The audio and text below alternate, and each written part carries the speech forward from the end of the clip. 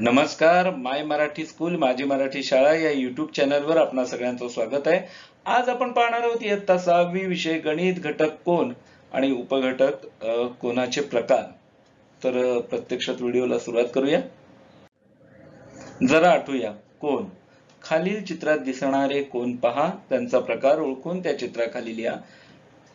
हे पहा, हा तास काटा आहे, हा मिनिट काटा आहे. यांच्यामध्ये कोणता कोन तयार झालेला आहे? तर विशाल कोन आहे. बरोबर. ही कैची आहे. कोणता कोन तयार झालाय? तर काटकोन. हे नजरेवर कळतंय तुम्हाला आणि मागे झालंय म्हणून याच्यावर जास्त काय बोलत नाही. इथे बघा, इथे हा कोन तयार झालेला आहे. कुठला? लघुकोन आहे. आता इथे काय आहे? तर इथे आपल्याला कोन दिलेले आहेत आणि त्या कोनांची माहिती लिहायची, म्हणजे कोनाचे नाव, कोणाचा शिरोबिंदू, कोणाच्या बाजू. तर सर्वप्रथम आपण या कोनाचा विचार करूया. हा कोन आहे कोन PYR. तुम्ही त्याला कोन RYP म्हटलं तरी चालेल. कोन PYR. फक्त हा Y बिंदू मध्ये यायला पाहिजे. कोणाचा शिरोबिंदू Y आहे, त्या ठिकाणी कोन तयार झालेला आहे. आणि कोणाच्या बाजू YP, बाजू YR. आता या दुसऱ्या कोनाचा विचार करूया. कोन LMN.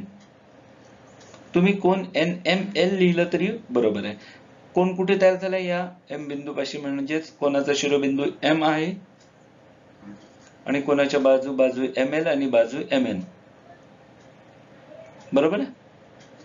इथे कोन SOB म्हणा किंवा कोन BOS म्हटलात तरी चालेल. कोन SOB. शिरोबिंदू O आहे आणि या कोणाच्या बाजू OB आणि बाजू OS आहे.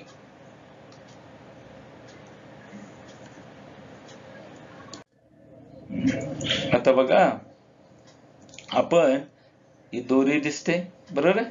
या दोन दोरी आहेत, तर त्यांच्यापासून कोन तयार करून बघूया. सुरुवात करू. बघा, हा लघुकोन तयार झालेला आहे. तुम्हाला माहिती आहे, असं जर इथं ही दोरी असती तर काटकोन त्रिकोण झाला असता. आणि मग या काटकोन त्रिकोणाच्या आतल्या बाजूला जर असा कोन तयार झाला असेल तर तो लघुकोन असतो. म्हणून हा लघुकोन आहे. बरोबर. आता बघू. हा कोन काटकोन आहे.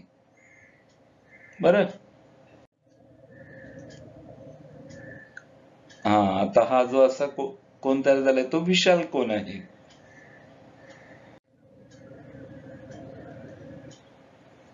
आता मात्र मूळ स्थितीत काहीच बदल झालेला नाही, आहे तसंच आहे, म्हणून शून्य कोन.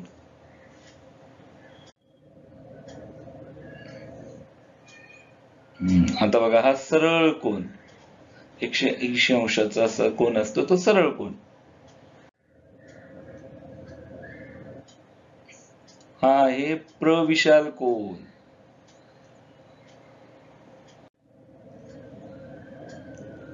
आणि हा आहे पूर्ण कोन.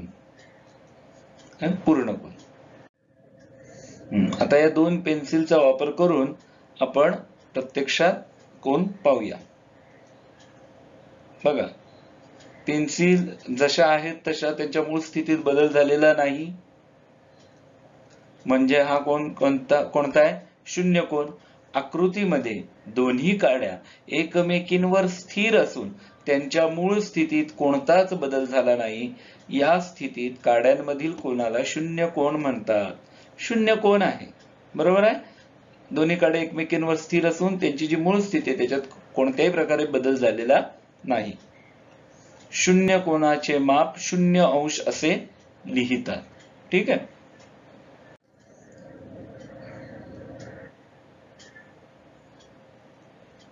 आता हा लघुकोन. आकृतीमध्ये तयार झालेला कोन लघुकोन आहे. 0 अंशापेक्षा मोठा परंतु 90 अंशापेक्षा लहान असलेल्या कोनाला लघुकोन म्हणतात. जर अशी पेन्सिल असती अशी तर 90 अंश असते, पण हे 90 अंशाच्या आत आहे आणि 0 अंशापेक्षा मोठा आहे, म्हणजेच तो कोन कोणता? लघुकोन 0 अंशापेक्षा मोठा परंतु 90 अंशापेक्षा लहान असलेल्या कोनाला लघुकोन म्हणतात.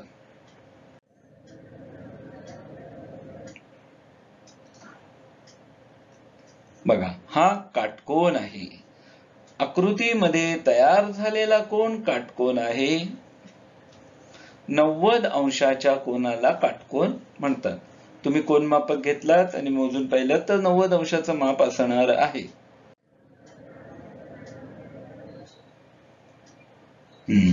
या ठिकाणी बघा, इथे असा जो कोन तयार झालेला आहे तो आहे विशाल कोन. आकृतीमध्ये तयार झालेला कोन विशाल कोन आहे.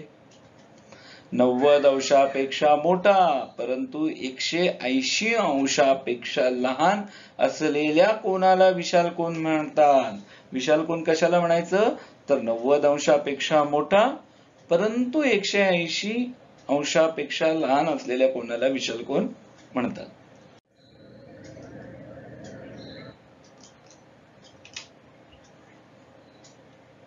बघा, इथे जो कोन तयार झालाय हा तो सरळ कोन आहे. आकृतीमध्ये तयार झालेला कोन सरळ कोन आहे. सरळ कोनाचे माप 180 अंश असते. लक्षात आलं?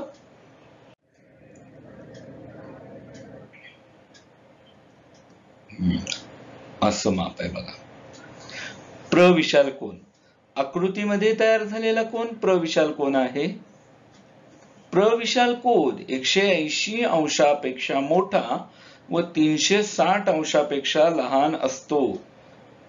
प्रविशाल कोन 180 अंशापेक्षा मोठा आणि 360 अंशापेक्षा लहान असतो.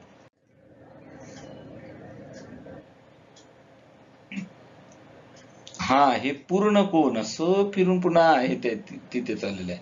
आकृतीमध्ये तयार झालेला कोन पूर्ण कोन आहे. पूर्ण कोनाचे माप 360 अंश असते. तर अशा पद्धतीने आज आपण कोनाचे प्रकार पाहिलेले आहेत, समजून घेतलेले आहेत. व्हिडिओ जर आपल्याला आवडला तर माय मराठी स्कूल माझी मराठी शाळा या YouTube चॅनलला जरूर लाईक, शेअर, कमेंट, सबस्क्राईब करा. बेलच्या आयकॉनला क्लिक करा जेणेकरून मी अपलोड केलेल्या व्हिडिओचे नोटिफिकेशन तुमच्यापर्यंत पोहोचतील. धन्यवाद.